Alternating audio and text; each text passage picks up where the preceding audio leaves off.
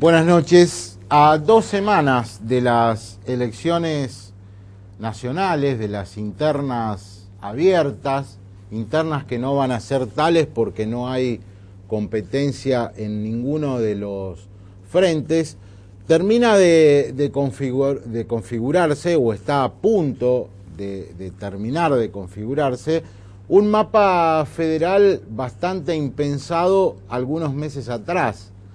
Podríamos decir que desde las elecciones en Tierra del Fuego, donde no ganó la candidata preferida del gobierno nacional, que era Roxana Bertone, se han dado una serie de resultados absolutamente en contra de los designios precisamente del gobierno nacional. Ha pasado en la ciudad de Buenos Aires, en la primera vuelta, con un triunfo muy amplio de Mauricio Macri sobre Filmus. Ha pasado en la provincia de Santa Fe, donde ganó el candidato del Frente Progresista Antonio Bonfatti, donde Miguel del Cel, representante del PRO, derrota a Agustín Rossi.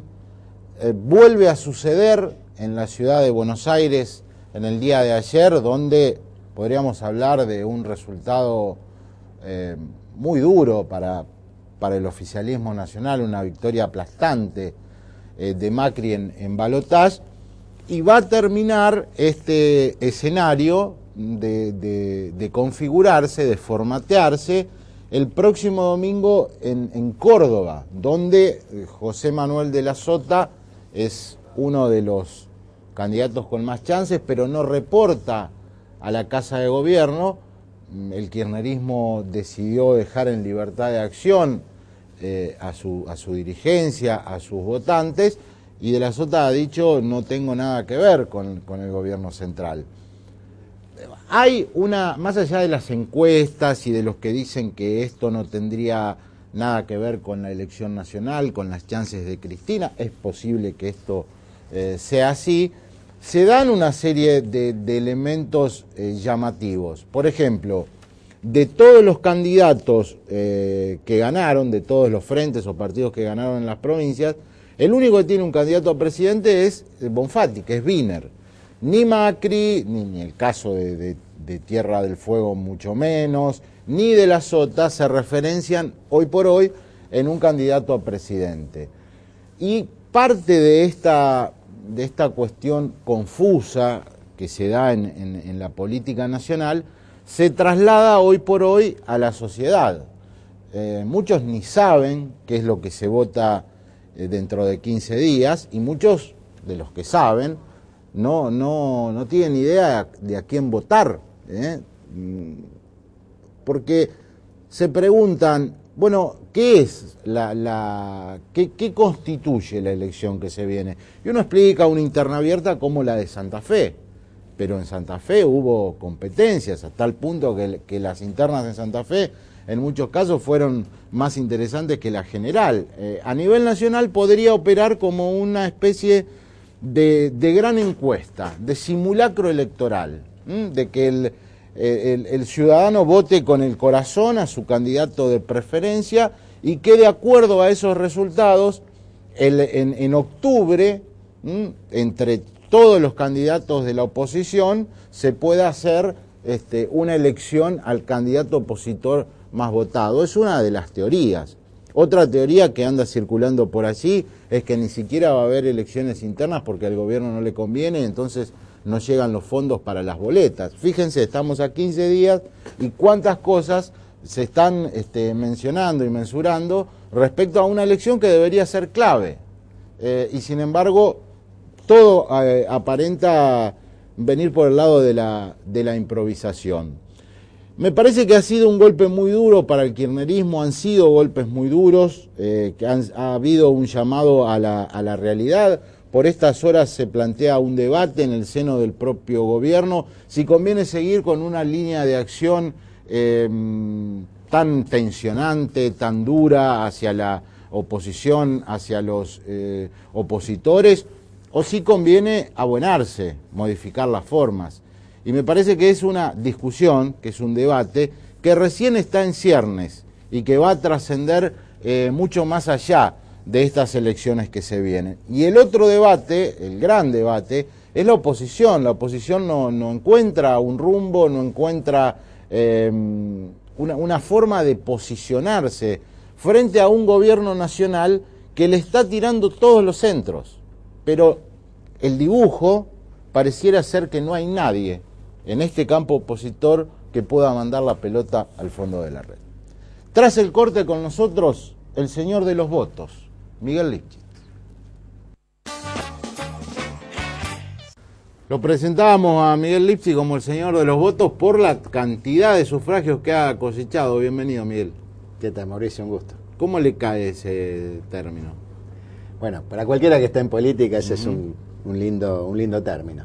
Aunque siempre hay que tener los pies sobre la tierra y saber que los votos van y vienen y que retenerlos requiere un gran esfuerzo político, personal y una tarea permanente, pero desde luego que para nosotros ha sido un reconocimiento realmente muy importante, sobre todo estando en gestión, porque cuando uno no está en gestión, en todo caso, la gente nos vota por las promesas, por lo que planteamos como proyecto de futuro, pero en general cuando uno se presenta a elecciones estando en el gobierno, la gente evalúa la gestión, los resultados, los logros y en definitiva el resultado electoral tiene que ver con eso, ¿no? Siente íntimamente, yo sé que me va a decir que no, pero se lo voy a preguntar igual, no sé si la palabra es revancha, pero usted quería ser candidato a gobernador y son muchos los dirigentes socialistas que hoy por hoy, con micrófono apagado, dicen, bueno, nos equivocamos, el candidato tendría que haber sido Lifchit. Digo, usted sacó una cantidad muy importante de votos a senador, Mónica Fein, que fue una candidata propuesta por usted, lo mismo, y usted saca 100.000 votos más en Rosario que su candidato a gobernador. Sí, lo mismo se dice en el caso del justicialismo con María Eugenia Bielsa, pero es difícil hacer hipótesis de lo que podría haber pasado, de cómo hubieran sido las cosas si hubieran sido distintas.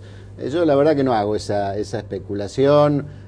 Para mí el tema está absolutamente cerrado, fue una decisión además personal, no competir por la gobernación y también elegir la posibilidad o la oportunidad de representar a los rosarinos desde el Senado provincial, así que estoy muy conforme con eso, conforme con el resultado electoral y también con mucho compromiso y con mucho entusiasmo respecto de lo que puedo hacer en los próximos tiempos en esa banca de senador, representando a Rosario, representando a la región, tomando muchos de los temas importantes, estratégicos de esta región del sur de la provincia de Santa Fe que están pendientes, temas que estoy seguro voy a poder trabajar en conjunto con el gobernador, con los intendentes de la región, así que ese es mi desafío para los próximos tiempos. Ya ha pasado el comicio más de una semana. Usted como dirigente político, como analista, ¿qué podría explicar qué fue lo que sucedió en la provincia de Santa Fe como para que el resultado sea tan finito entre una fuerza que viene gobernando hace 4 años y alguien que, no sé, que debutaba en política hace tan poco tiempo? Sí, se han hecho creo que ya muchos análisis sobre el particular. Evidentemente que hubo un corrimiento de votos que tradicionalmente han estado dentro del espectro del Partido Justicialista, un voto sobre todo del interior de la provincia, pero también de algunos sectores populares de las grandes ciudades en Rosario y en Santa Fe. Esto se produjo sobre todo en los últimos 10 o 15 días, se hizo más notable, se veía venir esa tendencia. Quizás también faltó algún discurso por parte del Frente Progresista más contundente a esos sectores, del interior de la provincia, muy vinculados a la actividad agropecuaria, pero creo que el resultado ha sido positivo, no solamente en términos de los votos obtenidos para la candidatura a gobernador, sino por la realidad territorial. Se ganaron más departamentos que los que teníamos antes, como Frente Progresista. En la Cámara de Senadores vamos a tener una relación de mayor igualdad, aunque también en minoría. Se ganaron la mayoría de las grandes intendencias, también las comunas, se ganaron nuevas intendencias. En general me parece que el Frente Progresista ha demostrado que es una realidad que llegó para quedarse en la provincia de Santa Fe. De no haber sido por los votos de Rosario, estaríamos hablando ahora de una derrota del Frente Progresista. Bueno, todos los votos suman a la hora de lograr un triunfo, y más cuando ese triunfo es ajustado. Creo que en Rosario volvimos a hacer una muy buena elección, como la habíamos hecho siempre, históricamente. No por nada nuestro corazón está puesto aquí en la ciudad de Rosario desde hace muchos años. Tenemos un desarrollo importante y una gestión muy consolidada, que no depende de una persona en particular, sino que es un equipo que se ha venido renovando a lo largo de los años y que ahora va a encarar una nueva etapa bajo el liderazgo de Mónica Fein, una etapa en la que tenemos puestas también muchas expectativas, porque va a significar continuidad en algunas cosas, pero seguramente también renovación y cambio de muchas modalidades, de estrategias, de acciones, porque hay que adaptarse permanentemente a los nuevos tiempos, a las nuevas demandas de la sociedad y a los nuevos contextos económicos y políticos que se van dando en la realidad, ¿no? Obliga el resultado electoral no solamente en lo que tiene que ver con gobierno, legislatura, sino intendencia, consejo, a barajar de nuevo las cartas, a buscar más prácticas de consenso, a buscar gabinetes un poco más equilibrados. Yo creo que eso siempre es positivo. Nosotros estamos habituados, particularmente aquí en la ciudad de Rosario, a estar en minoría en el Consejo Municipal, salvo 2 años de mi gestión, de mi segunda gestión, los 2 primeros en que tuvimos una mayoría relativa. Después siempre hemos tenido bloques minoritarios, a veces la primera minoría, a veces la segunda minoría, y hemos tenido que manejarnos en esa realidad. Y no es difícil, puede llevar un poquito más de tiempo de diálogo, algunas cosas pueden demorarse un poco, pero finalmente se resuelve. Tal vez más compleja sea la realidad provincial por la existencia de 2 cámaras, ¿no? Entonces, ya teniendo una minoría relativa en las 2 cámaras, probablemente el esfuerzo de negociación, de apertura, tenga que ser mucho mayor. ¿Cómo es la transición? ¿Ha empezado? ¿Va a empezar? ¿Va a haber reuniones con Fein? ¿Va a seguir, Fein lo ha dicho acá, buena parte del equipo que actualmente está con usted? La verdad que no lo hemos conversado demasiado, Mauricio. Llevamos recién una semana de terminadas las elecciones, muy poquito tiempo. Estamos trabajando también, como usted sabe, en la campaña nacional, así que no nos hemos puesto a conversar todavía, pero va a ser muy simple la transición, porque estamos muy en contacto. Mónica conoce muy bien la gestión municipal, ha sido parte de mi equipo en la primera gestión. Ella tendrá que decidir su gabinete. Yo no le recomendaría que tuviera el mismo gabinete, seguramente tendrá que hacer cambios, tendrá que, y no porque no esté conforme con el mío, sino porque creo que cada nueva etapa requiere, conformar equipos con caras nuevas. Seguramente va a recurrir también a hombres y a mujeres de otros partidos o independientes que puedan sumarse a la gestión. Y en cuanto a los proyectos, me parece que va a haber continuidad, por lo menos en los grandes trazos. ¿Se imagina usted dentro de 4 años compitiendo con Del Cel o cree que ha sido una estrella fugaz, digamos? Bueno, ayer escuché declaraciones por televisión en el festejo de Buenos Aires de Miguel Del Cel diciendo que va a recorrer la provincia durante estos años y que va a ser candidato nuevamente en el 2015, así que seguramente será uno de los posibles candidatos. ¿Y usted? No lo sé, yo no tengo tanta seguridad como Miguel Del Cel, porque creo que la realidad política es muy dinámica, muy cambiante. Mi desafío hoy por hoy tiene que ver con mi responsabilidad en el Senado provincial, y de aquí a un tiempo, cuando las cosas estén más claras y cuando podamos poner blanco sobre negro la realidad política de la provincia más cercano a la fecha, lo vamos a analizar, pero no es un tema que me preocupe hoy por hoy. Se está planteando, ustedes planteaban antes de las elecciones la idea de reformar la Constitución. Atento a lo que ha pasado, que finalmente el gobernador va a tener las 2 cámaras en contra y ha a cuestiones que empiezan a surgir. Va a estar después con nosotros Carlos del Frade, que no se sabe si entró o si no entró. ¿Se mantiene la idea esa de plantear reformar la Constitución? ¿Y qué aspecto? Porque uno encuentra una ley muy avanzada, el caso de la boleta única, un sistema en Santa Fe muy moderno, las primarias, pero tal vez una Constitución descontextualizada, digamos. Sí, no hay duda de esto. Nosotros lo veníamos planteando en el Frente Progresista desde hace muchos años.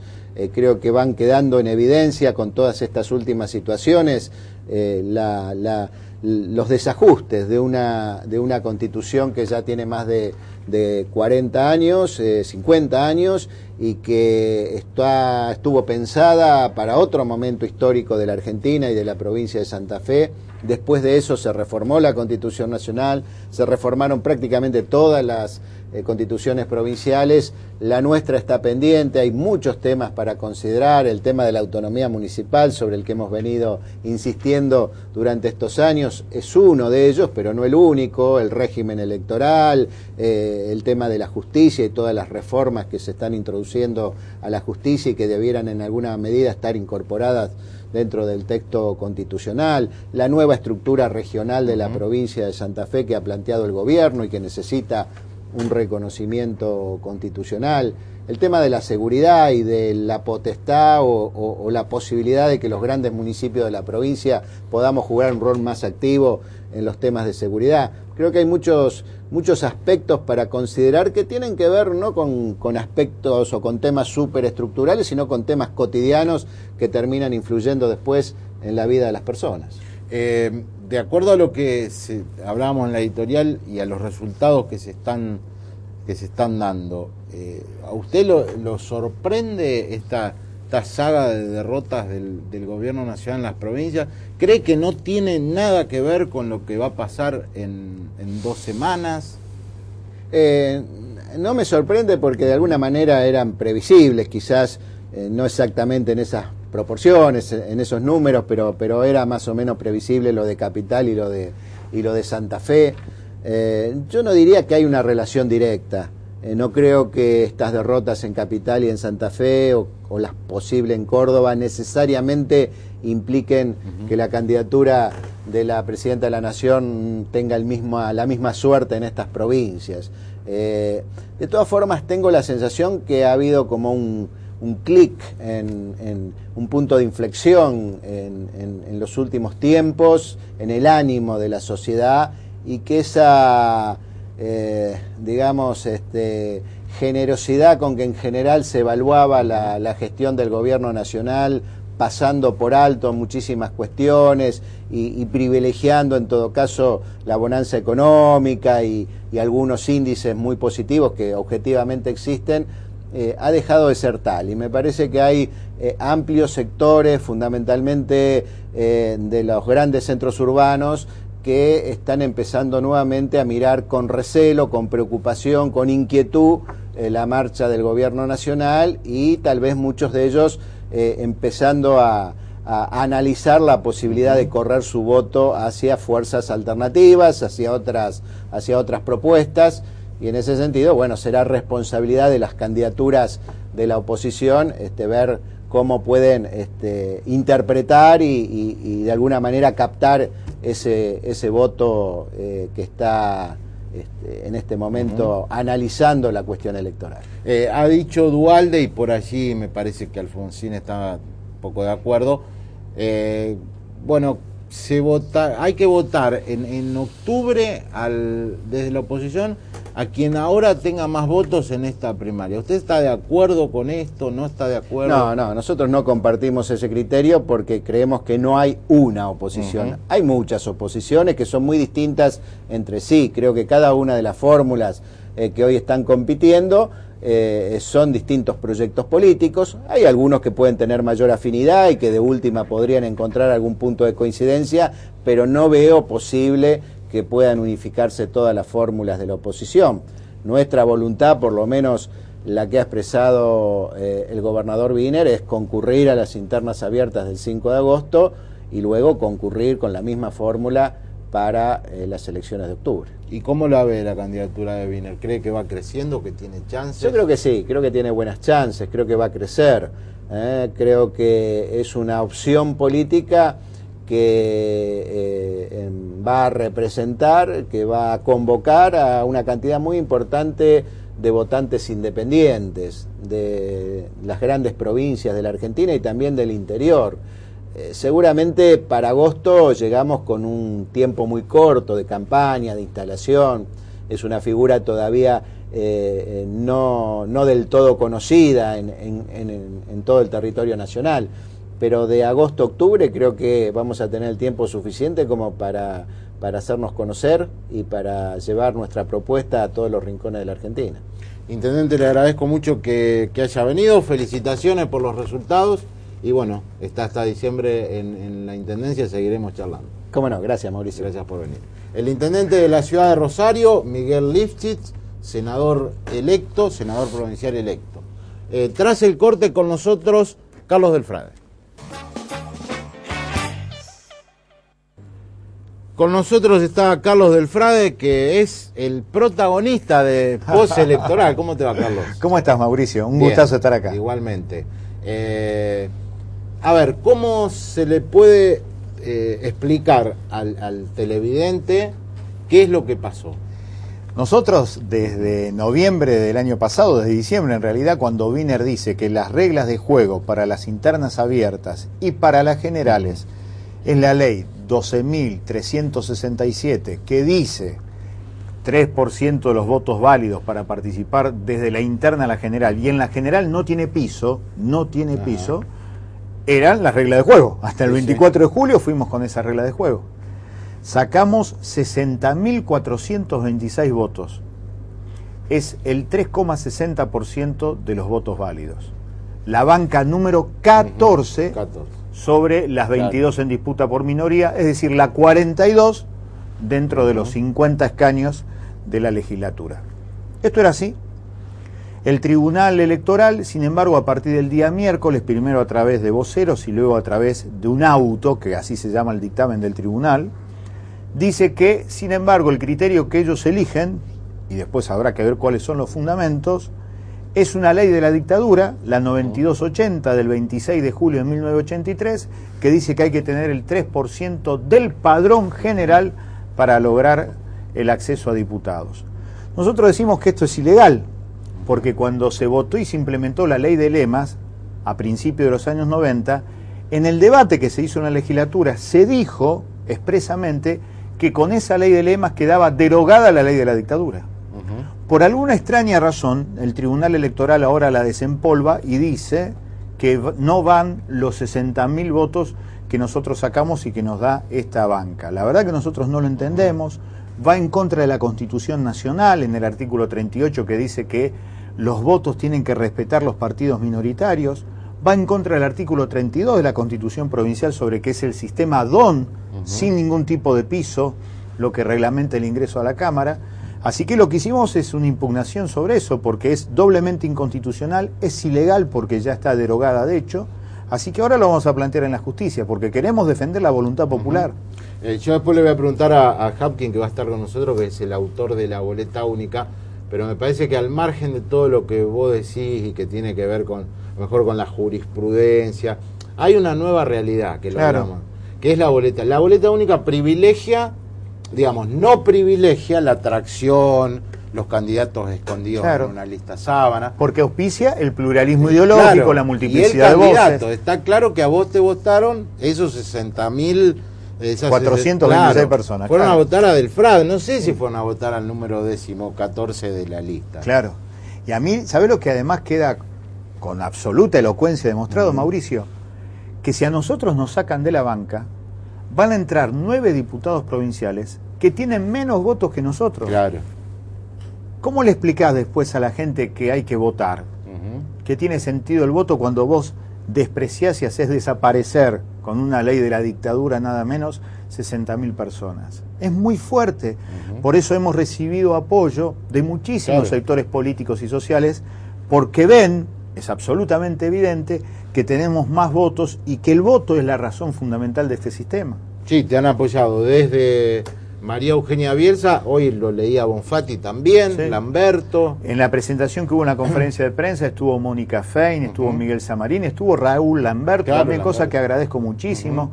Y además de otras figuras del campo social, del campo político, la verdad que estamos muy contentos porque se da esto de un amplio espectro del marco social, del marco político y lo plurindividual, porque también hay muchas personas que de motu propio no nos votó, pero necesita que en la provincia haya reglas claras, democráticas, para que en democracia se defina cómo van los votos. No puede ser ya 28 años de la democracia que estemos ante estos casos, Mauricio. No se lo merece el pueblo de la provincia. No, incluso creo que Santa Fe está a la vanguardia del sistema electoral. Claro, pero en la forma y no en la manera de contar los votos. Me decía gente que vos estuviste en el escrutinio. Sí. Que es arcaico, que es una cosa viejísima. Claro, porque son 22 mesas. Yo te la describo. Es una galería, como si fuera una galería de escuela cubierta con un techo, y tenés 22 mesas. Traen las cajas que nunca se abren, las urnas que nunca se abren, ven el escrutinio provisorio y con eso definen. Hay una maquinita de sumar de las viejas, y con eso se hace. Y si no, después tenés, como pasó en 5 comunas que hubo empate, y se sorteó. Se sorteó, una cosa... Sí, una cosa arcaica. No parece formar parte de la necesidad que tiene nuestra gente. Y decía Salomón, me decía el sábado, que incluso salió publicado en el diario, bueno, contemos todos los votos. Claro, porque Salomón era uno de los pocos que quería gobernar. Claro, y Salomón quería contar los votos. Salomón dice, bueno, vamos a ver, que están convencidos que ganó del CEL Salomón. Sí. Y me dicen, no voy a dar el nombre, que hubo una pelea muy fuerte entre Macri, Rodríguez Larreta, del CEL y Salomón, porque querían rápidamente salir a reconocer la derrota del lado del CEL. Y de hecho, en la última revista Noticias del CEL sale a decir, me asusté cuando íbamos ganando. Y dice Salomón, confesión de parte, relevo de prueba. Sí. Y dice Salomón, bueno, ahí está, dice, si se abren los votos, no solamente que se soluciona el tema del fraude, sino que habría muchas otras por ahí sorpresas. Sí, y uno se pregunta, ¿por qué no se cuentan todos los votos? A mí me parece que eso tiene mucho que ver con acuerdos políticos que se hacen afuera del tribunal y que llegan a tribunal de esa manera. Y por otra parte, porque el tribunal también juega lo suyo. Yo creo que la posición del tribunal no es como uno escucha siempre decir que hay 2 bibliotecas. No, en todo caso, si hay 2 bibliotecas, vos elegís cuál querés. Esa elección es una elección de un punto de vista político. Hay un punto de vista político del tribunal. Y a mí me parece que eso es interesante también analizarlo. ¿Por qué hoy en la provincia de Santa Fe hay ciertos sectores de la justicia que piensa todavía con una mentalidad que no tiene que ver con los tiempos? Cuando vos haces el sustantivo, cuando vos usás el adjetivo, mejor dicho, arcaico, en realidad lo que estás definiendo es una sustancia. ¿Cuál es la sustancia? Que hay ciertos factores de poder en la provincia que son minoritarios, 3 personas, 4 personas, que creen que pueden decidir sobre 60.000.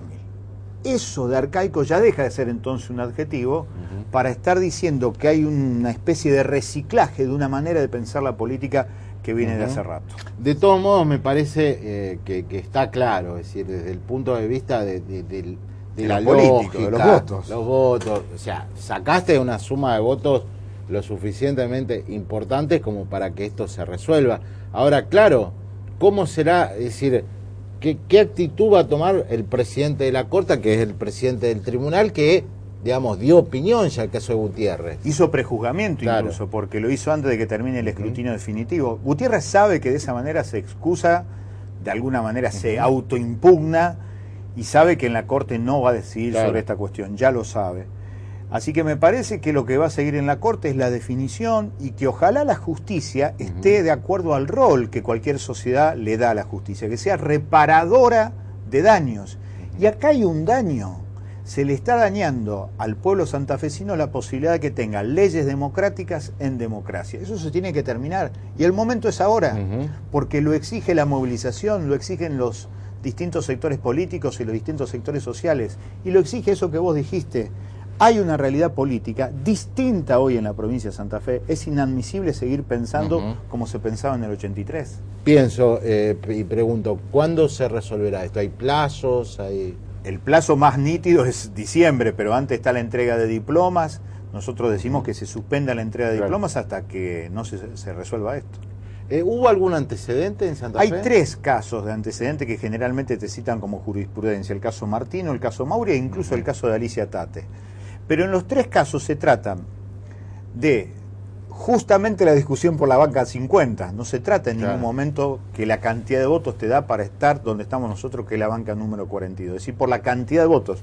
¿Qué es lo que te hace dudar siempre? La cantidad de votos. Acá no hay duda. Por la cantidad de votos tenemos nosotros la banca 42. Así que no son para nada vinculantes aquellos casos que son como antecedentes. Y además porque estábamos con otra legislación, y queda claro aquí que la legislación cuando se jugó era otra. Bueno, le voy a preguntar a Hapkin ahora. Y él sabe, él es un fenómeno en esas cosas. Es el autor de la ley. Gracias por venir, Carlos. No, mucha suerte. Gracias a vos, Mauricio. Gracias. Muchas gracias. Estuvimos con Carlos Del Frade, creo que es diputado provincial electo del Proyecto Sur, ha sacado los votos que lo ameritan. Viene Hapkin.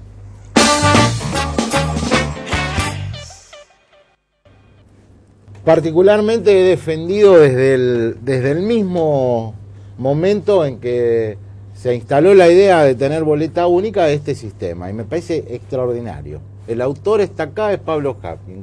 Te felicito.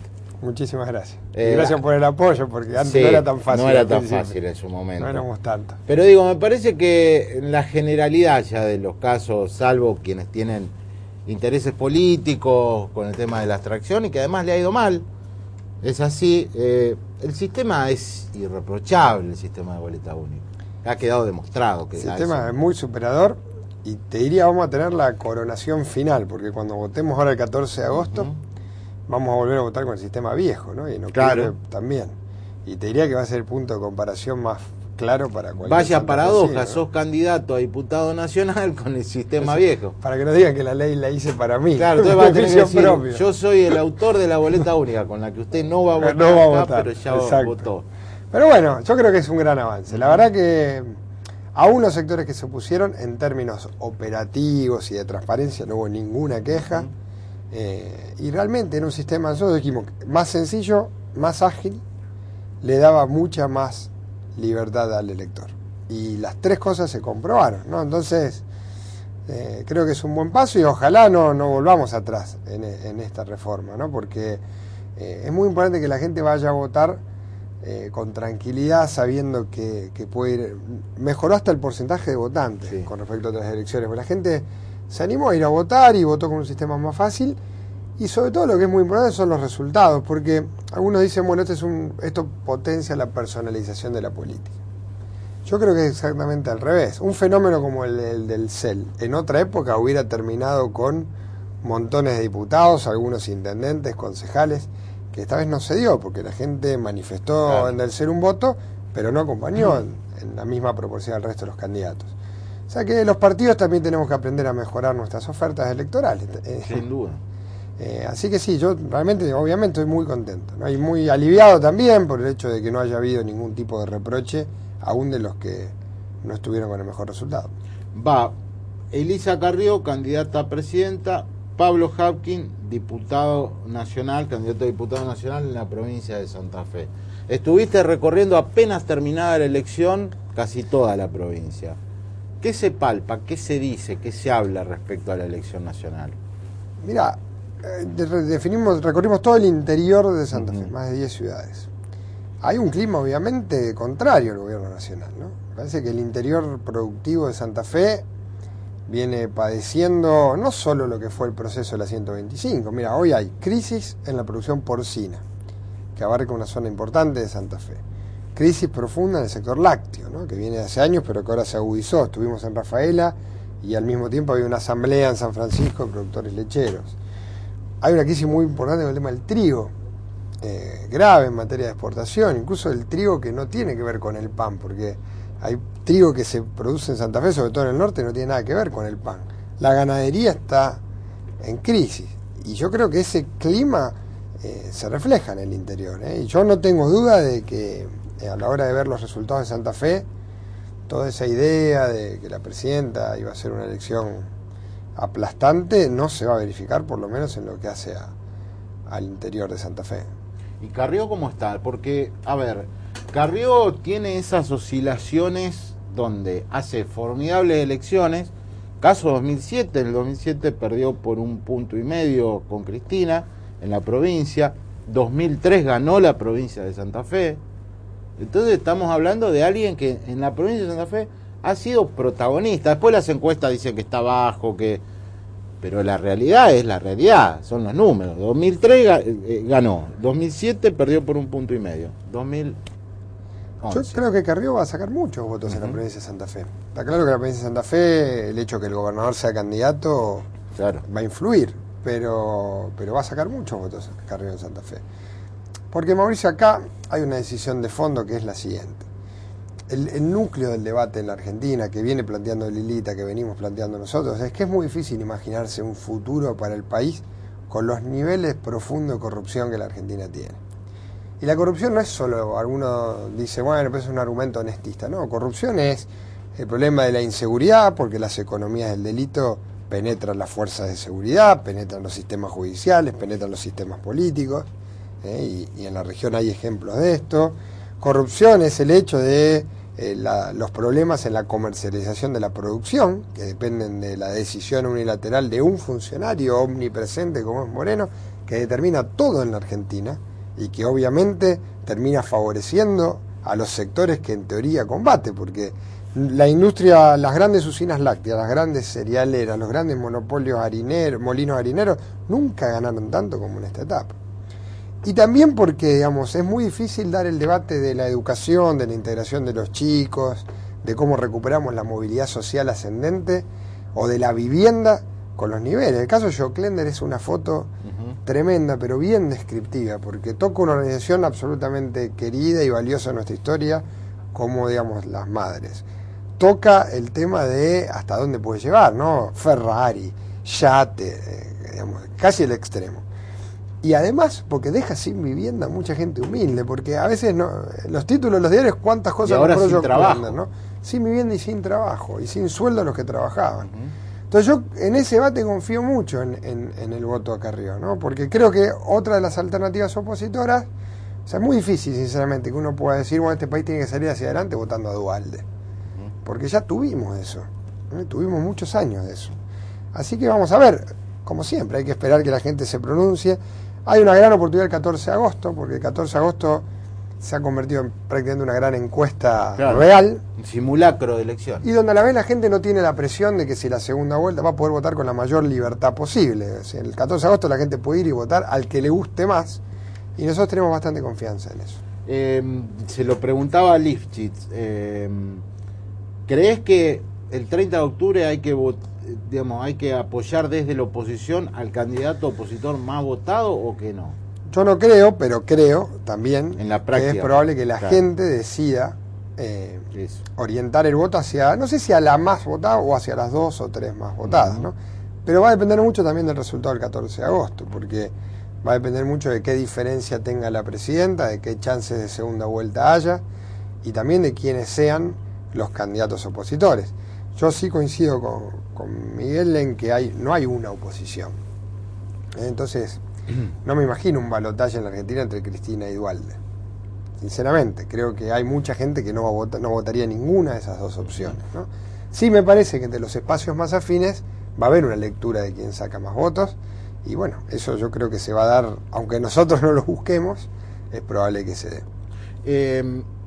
Hay dos cuestiones para analizar. Una, la del análisis político, la cuestión política, de los que dicen, un poco democráticos ellos, bueno, sin boleta única del CEL no hubiera existido. El único inventor del CEL es la boleta única. Y la otra, tangible, con una pulimentada lógica hoy, es el tema del fraude. ¿Cuál es tu opinión sobre estas dos cuestiones? Hay un punto que, digamos, vale para las dos.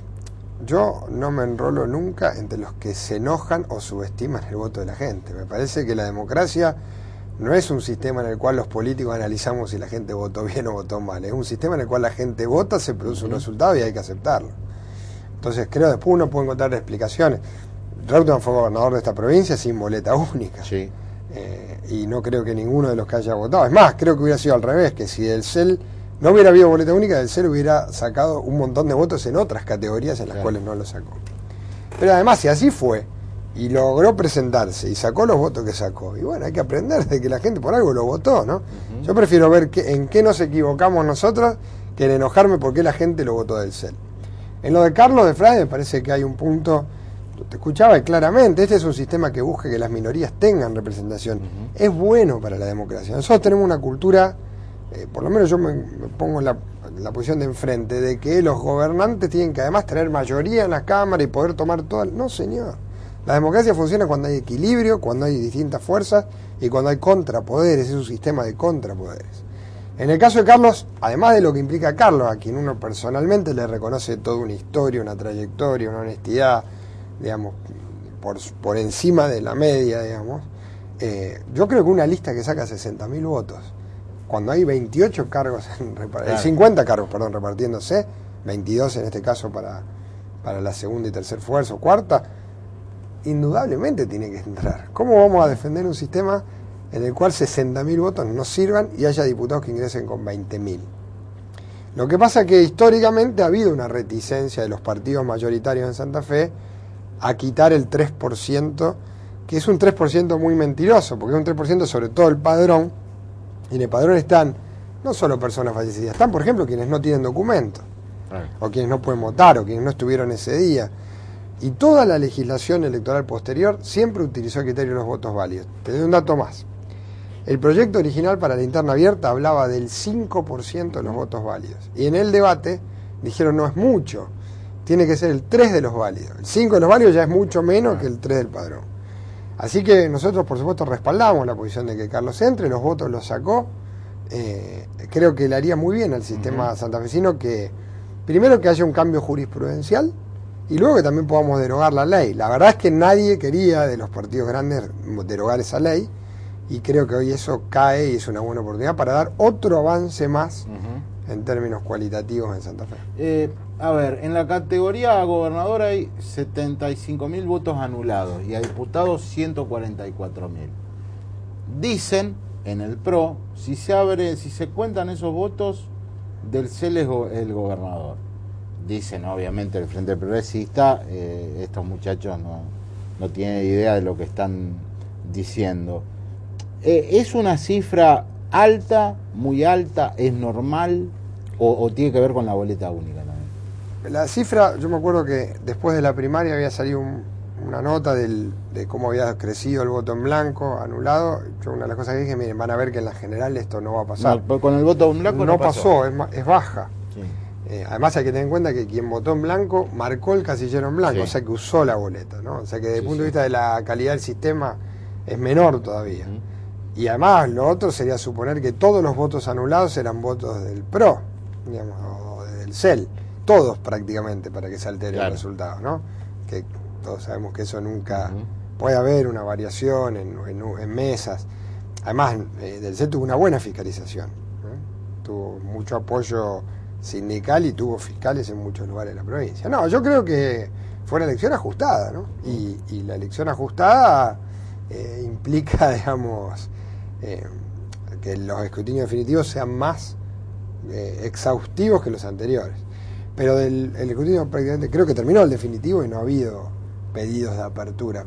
Para que la gente se grafique, se pone la urna, como explicaba Carlos, se ponen las planillas de los fiscales y si hay diferencias se abren y si no, no se abren. Evidentemente no había diferencias. En cuanto al porcentaje de voto en blanco y voto anulado, fue menor al que teníamos con el sistema de lista sábana, teniendo en cuenta más que los cargos legislativos ahí no iban separados. 140.000 creo que son 8 puntos. Para una elección legislativa es un porcentaje razonable, teniendo en cuenta que ahí está blancos más anulados. Pablo Hapkin, ¿cuántos votos necesitas para ser diputado nacional? Es difícil saber, pero calculo que 120.000. Un buen número. Sí, es un número alto porque son solo 10 cargos, ¿no? Gracias por venir y toda la suerte. Vamos a seguir conversando antes de octubre. Cómo no, va a ser un gusto. Estuvimos con Pablo Hapkin, candidato a diputado nacional, autor del proyecto de boleta única. Vamos a tener un bloque de análisis político con el periodista Walter Palena. Ya venimos. Walter Palena es periodista, subjefe de la sección política del diario La Capital, compañero de trabajo. Bienvenido. Gracias, Mauricio. Bueno, a ver, elecciones, título, subtítulo, bajadas, ¿qué podemos decir? Acá tengo que hacer una autocrítica. Porque claro, tenés que hacer, es verdad. La vez anterior que estuve... Dijiste que del CEL iba a sacar menos votos. Menos votos. Yo pensaba, digamos, que iba a polarizar la elección Rossi con Bonfatti, y bueno, obviamente había hecho esa salvedad en esa oportunidad de que si no, digamos, que si no lograba Rossi, pues estábamos analizando el voto de Rossi, o la posible, la performance de Rossi, bueno, si no lograba polarizar se iba a meter del CEL, pero yo creía finalmente que iba a polarizar. Bueno, esto no sucedió y bueno, se produjo la sorpresa o no, digamos, me parece que ya en los últimos días había un clima, se palpaba, que eso podía ser así, digamos, cuando uno en su círculo, si bien eso no es algo, digamos, bien científico como una encuesta, pero aún en el círculo más cerrado, íntimo, encontraba a 1, 2 o 3 personas que iban a votar a Del CEL, uno ya se imaginaba la elección que iba a ser. De todas maneras, yo, digamos, no hago una especie así después del voto del CEL, apareció una especie de paranoia sociológica, digamos, que se viene la derecha y la restauración menemista. Me parece que hay que desdramatizar las cosas.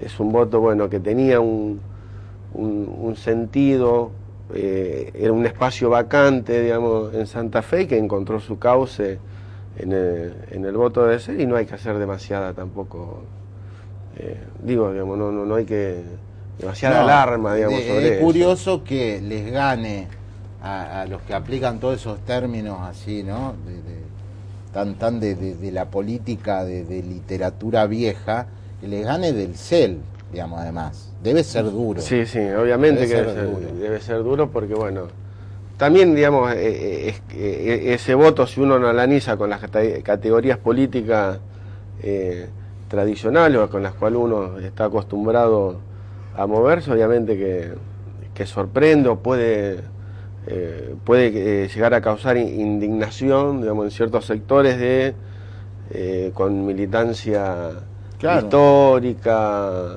Pero si se indignan así, van a seguir perdiendo, porque, es decir, fíjate vos, el tema Páez, que a lo mejor es lo más popular, genera en la gente una doble motivación para reafirmar el voto, porque la están atacando, la están insultando, y cuando te sentís insultado, redoblás la apuesta. Que es una mecánica parecida, digamos, ¿no? Estaba viendo la otra vez la antesala del voto de porteño en un programa, creo que en TN, donde iban a la calle y habían cómo militaban cada uno de los sectores para lograr, digamos, imponerse en el balotaje. Y realmente, digamos, el discurso, digamos, iban a chicos del PRO que repartían globos, y los militantes del Frente para la Victoria, que eran mucho más, que argumentaban, digamos, su posición, y el PRO era todo buena paz, buena onda.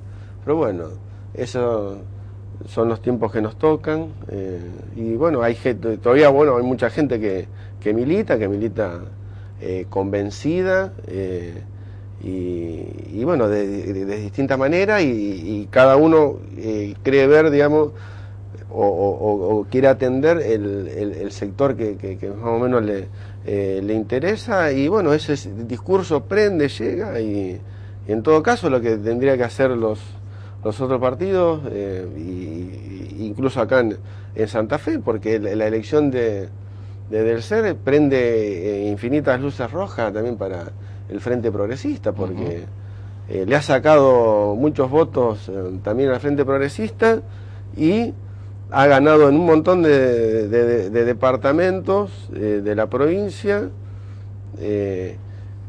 donde, digamos, el discurso o la argumentación del Frente Progresista o de Bonfatti, digamos, para que sea votado era el tema de la gestión, de la continuidad de la gestión, y bueno, hay que ver ahí, o tendrá que ver, digamos, el Frente Progresista, del oficialismo, de aquellas cosas que no tienen visibilidad, que Bonfatti habla de acciones de gobierno que poco visibles pero que son efectivas, que puede ser así, como en el caso, por ejemplo, de la reforma judicial, pero obviamente hay un montón de otros amplísimos sectores sociales que no ven, digamos, que esta gestión le haya resuelto los problemas, y vino una persona que sin prometer nada, hablando como un par, se ha llevado una... Una de las cosas que sí dijiste la otra vez era que Lifchitz se había convertido, estamos hablando de la primaria, en la gran referencia del Frente Progresista. Lo ha ratificado, yo se lo preguntaba hoy, se lo decía, no solamente en la elección de su sucesora, que ganó por amplio margen, sino en sus propios votos, saca 100.000 votos más que Bonfatti. Sí, sí. Bueno, en cada una de las fuerzas el candidato que no fue es el mejor candidato. ¿Sí? Es como los jugadores de fútbol de los pueblos que siempre tenía un hermano que era mejor. O cuando hablamos de la selección, el mejor jugador es el que no está. Entonces, para el peronismo el mejor candidato era Perotti, y para el Frente Progresista el mejor candidato era Lifchitz. Bueno, pero uno sabía, también por lo que uno palpaba por el clima, que Rosario era la que le iba a hacer la diferencia al Frente Progresista. De hecho, la diferencia que saca en Rosario es la diferencia por la cual ganó de Bonfatti, pero también una diferencia que no menor que sacó en la ciudad de Santa Fe. El resto lo ha perdido. No, por Rosario el gobernador es del y algo por Santa Fe, digamos. Creo que la diferencia de 15.000, 16.000 votos, pero sí, obviamente era el gran elector, con una imagen bien sostenida, y que es lo que, digamos, bueno, he escuchado las charlas anteriores ponderando la boleta única, también es ese fenómeno, tanto el de Lifchitz, que obviamente vamos a diferenciarlo del CEL. Lifchitz viene con 8 años de gestión. Ahí la boleta única le sirve al buen gestionador. Y bueno, y en el caso de Mónica Fein es algo que ya se ve, que ya históricamente se viene dando en Rosario, donde salvo en la elección que gana Lifchitz, que es en la primera, en el 2003, donde gana por muy poco. Después, el socialismo o el Frente Progresista en Rosario ha ganado en casi todas las seccionales. Ahí hay un discurso, digamos, que se larga, que es el de las dos ciudades, el fenómeno de los barrios y el centro. Y bueno, si bien, digamos, en este caso Caballero recorta, digamos, la diferencia en los barrios, igual se sigue imponiendo el socialismo. Así que bueno, ese discurso también, para aquellos, digamos, que lo sostienen, deberían modificarlo, deberían ver, digamos, dónde está la falla, porque se sigue imponiendo fácilmente.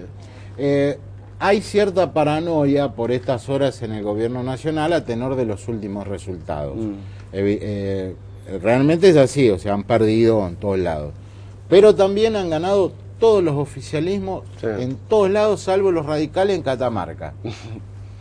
Digamos, este es un buen dato también para Cristina. Exacto, sí. Me parece que hablar de una transferencia automática, es verdad, digamos, el voto del DC es más el más antikirchnerista de todos. Me parece, digamos, ¿no? También puede haber un sector importante de que los que han votado a Delcel voten por Cristina, pero fácilmente se puede dar esto en los que han votado al Frente Progresista y obviamente a Agustín Rossi.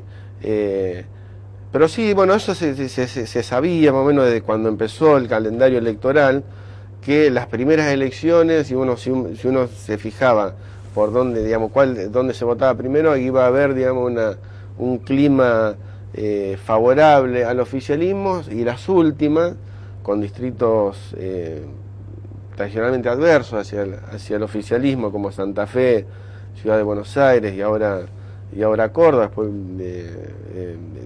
hay otras provincias más que votan, lo que van generando, digamos, climas. Lo que en un primer momento era un clima totalmente apabullante y de euforia oficialista, hoy no lo es tanto por las elecciones que hubo en esos distritos. Ahora, el 14, dentro de 15 días, lo vamos a ver ya con mayor certeza en esa elección, que ha perdido el sentido de una elección, de una primaria abierta o de una selección de candidatos entre los partidos, porque nadie compite entre sí, pero ahí sí vamos a tener, digamos, la primera encuesta, o si se quiere, la selección de los candidatos, sobre todo del lado de la oposición, quién va a salir bien posicionado. Pero me parece que no sé si debe haber una... en todo caso se habrá prendido una luz amarilla, digamos, no una luz roja de alarma hacia el oficialismo. Es más, digamos, si uno mira las encuestas acá en Santa Fe, aunque bueno, últimamente las encuestas vienen mal.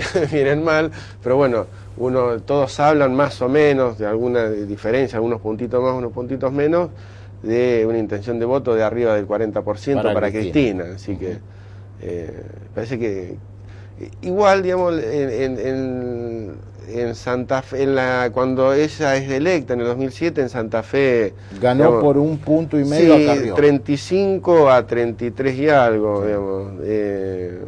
Y en Capital Federal incluso fue peor la elección que hizo a la que hizo ayer Filmus. Igual ganó, con lo cual, digamos, concluimos que la madre de todas las batallas, como se dice, Provincia de Buenos Aires. El 40%, si saca el 40% en Provincia de Buenos Aires. También nos habla, digamos, todos estos resultados de la cierta orfandad del oficialismo en cuanto a promover nuevas figuras, porque todo se sustenta, digamos, en Scioli y los varones del conurbano. Y a la atracción, digamos, de votos de la propia Cristina. Después, en el resto de los lugares, si no han aparecido figuras nuevas. Rossi, que es una persona, digamos, que a mí me pareció que era un buen candidato. Vos podés analizar, digamos, distintas aristas y determinar por qué tuvo el resultado que tuvo, pero digo, era un buen candidato. Igualmente, digamos, en estos lugares no prende. Filmus también me parecía un buen candidato, quizás el mejor candidato que podía llevar el kirchnerismo en la Ciudad de Buenos Aires. Tampoco tuvo éxito, digamos, no hay, salvo Cristina, Scioli y algunas otras figuras, no, en el resto del país sigue siendo Cristina dependiente. Incluso se lo leía esto a Tomás Abraham, o lo escuchaba, y es verdad, puede terminar siendo en muchos aspectos el voto a Cristina un voto conservador. Exacto, por miedo, por temor a lo desconocido. ¿Quién sabe qué hay detrás de Alfonsín? ¿Quién sabe qué hay detrás de Duhalde? Bueno, uno a Wiener lo conoce, pero es su primer desafío nacional. Exacto, sí, me parece que cuando la economía va bien o más o menos bien, digamos, donde no hay grandes sobresaltos, y si uno mira el mundo, Estados Unidos al borde del default, toda Europa con planes de ajuste, crisis, y dice, bueno, lo que nos toca no es tan malo, y ¿por qué cambiarlo? Me parece que en ese sentido sí coincido plenamente. También escuché ese reportaje. Me parece que es un voto en gran medida conservador, que tiene algún porcentaje de fidelidad en cuanto a la creencia, digamos, de esa épica política, pero en gran medida se compone de aquellas personas que no piensan cambiar el voto por lo que viene detrás, digamos, o por la desconfianza que tiene hacia otros candidatos, en este caso Duhalde, Alfonsín, la misma Carrió. Así que bueno, es todo un enigma que se va a develar muy pronto. Gracias por venir. Gracias. Estuvimos con Walter Palena, periodista del diario La Capital, periodista político. Hacemos el último corte, conclusiones y se va el programa. Creo que hemos tenido un programa interesante. Primero Lifshitz, que ha sido el gran protagonista, el señor de los votos. en la provincia de Santa Fe, en la ciudad de Rosario, para ser más concretos. El Lipsi ha acertado con la elección de su candidata, su sucesora, Fein, ha sido revalidada, votada, y su candidatura a senador en el departamento de Rosario logró 100.000 votos más que Bonfatti. Por estas horas en los pasillos del socialismo entre la dirigencia dicen, bueno, hay que barajar y dar de nuevo, cometimos muchos errores, muchos se manejaron por caprichos, las candidaturas se tendrían que haber designado de otra forma, pero bueno, en política los hubiere están a veces de más. Lo concreto es que Bonfatti ganó las elecciones, el Frente Progresista ganó las elecciones con un gran susto. Lo del CER estuvo a un tris de ser gobernador. Como decíamos con Palena, es un llamado de atención. Algo no está gustando en Santa Fe de la alianza entre radicales, socialistas y otras fuerzas, y quizás tenga que ver con la falta de apertura hacia nuevos dirigentes. Pero bueno, tenemos largo tiempo para charlar esto. Lo otro, lo de Delfrade. Yo lo de Delfrade me quiero quedar en lo siguiente. No quiero entrar en una discusión de Gulella, si hay una resolución. Me parece que la boleta única privilegia, que es un sistema nuevo, flamante, privilegia a los candidatos, al candidato. Por eso aparece la fotito, por eso se le da entidad. Entonces, privilegiar a un candidato que entró número 14, una candidata en una lista sábana por sobre quien sacó 60.000 votos, va en contra mismo de la norma. Creo que Delfrade tiene que ser diputado provincial de acuerdo a esa lógica. Después habrá razones legales que están a cargo del Tribunal Electoral. Y por último, señores, teniendo en cuenta lo de Mauricio Macri, 2 victorias, 2 palizas en Capital Federal, teniendo en cuenta lo de Santa Fe y lo que va a pasar en Córdoba, ha caído el relato, han caído los paradigmas, ha caído cierta manera soberbia de ver la política. Y me parece que esto empezó a tener consecuencias adentro del gobierno. La presidenta tuvo que llamar a Macri y decirle, te felicito, eso para que lo haga Cristina Kirchner, la cosa no debe andar bien adentro de la Casa Rosada.